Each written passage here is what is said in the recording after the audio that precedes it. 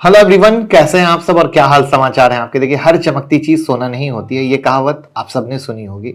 और आज इसको हम रियल एग्जाम्पल के साथ और डेटा के साथ दिखाएंगे।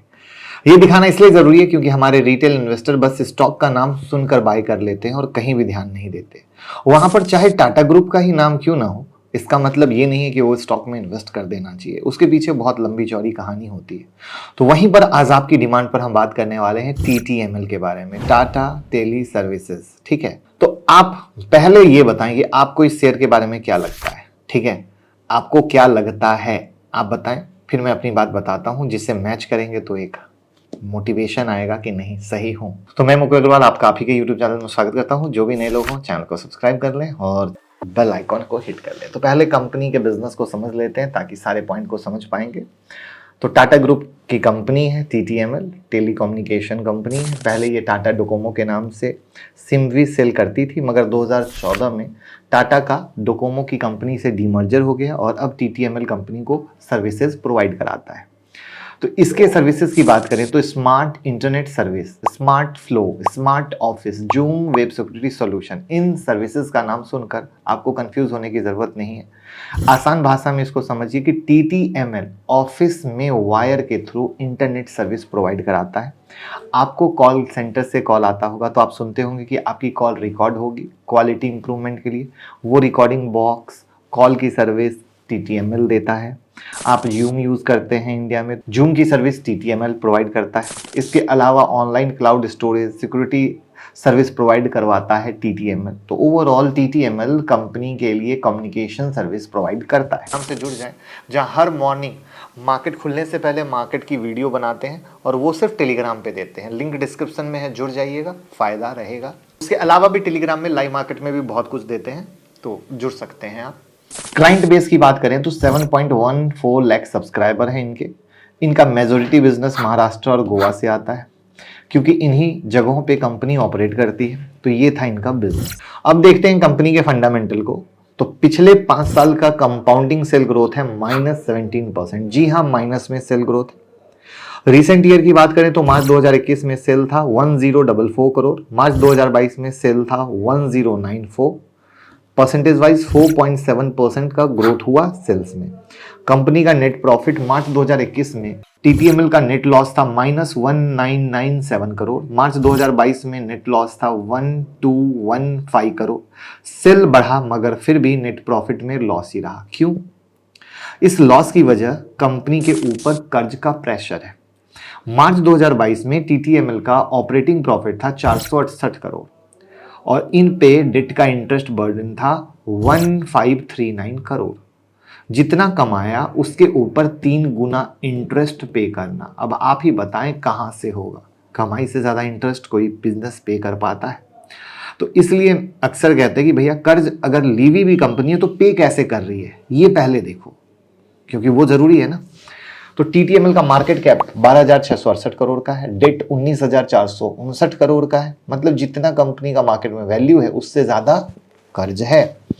सेल्स ग्रोथ निगेटिव है और कर्ज भी बहुत ज्यादा है, इसलिए इसके आगे कोई भी एनालिसिस करने की जरूरत नहीं लगती है।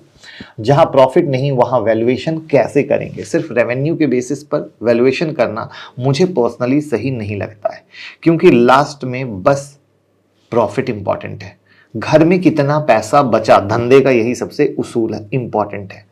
तो अब आपको लेकर चलता हूं दिसंबर 2021 में, फिर से आपके स्क्रीन पर वही चार्ट जो वीडियो के स्टार्ट में दिखाया था।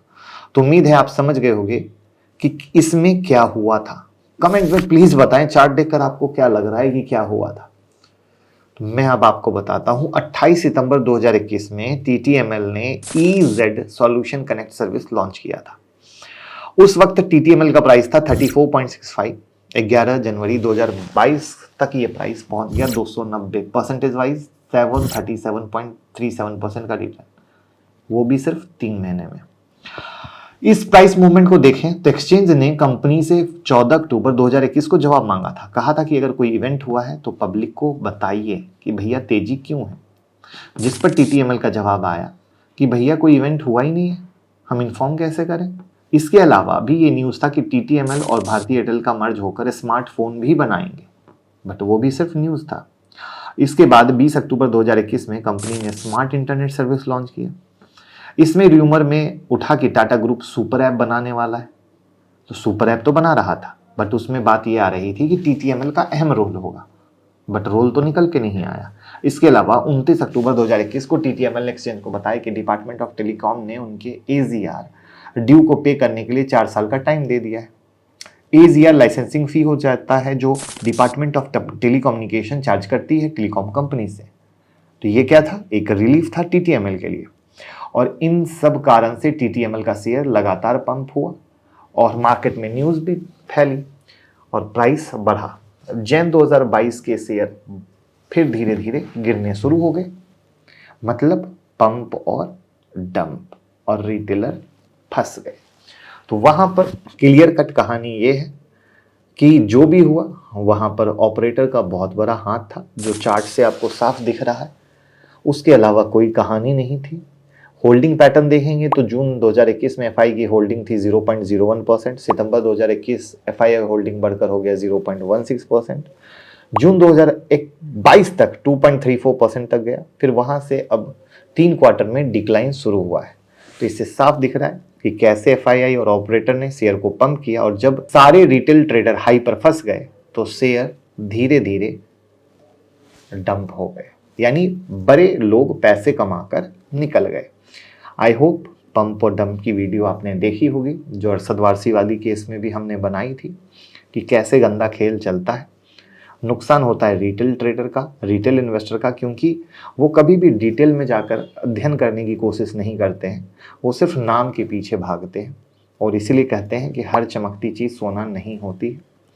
ये चीज़ समझना ज़रूरी है। वहाँ पर इन्वेस्टर को लगता है सिर्फ 2 मिनट में डिसीजन लिया, नाम बताओ हम इन्वेस्ट करेंगे।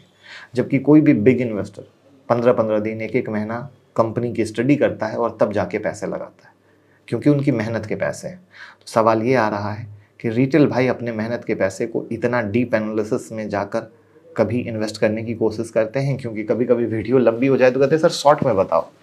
अरे भैया, शॉर्ट में बता के क्या कर लोगे? एक 10,000 के मोबाइल के लिए 10,000 इंक्वायरी करते हो, लेकिन जब लाखों रुपए की इन्वेस्टमेंट की बात आती है तो 2 मिनट में इन्वेस्टमेंट के बारे में सोचते हो, कितना गलत है। तो आई होप इससे आपको लर्निंग मिले, और लर्निंग मिली तो वीडियो को शेयर कर दीजिए, लाइक कर दीजिए और प्यार दीजिए। Thank you so much.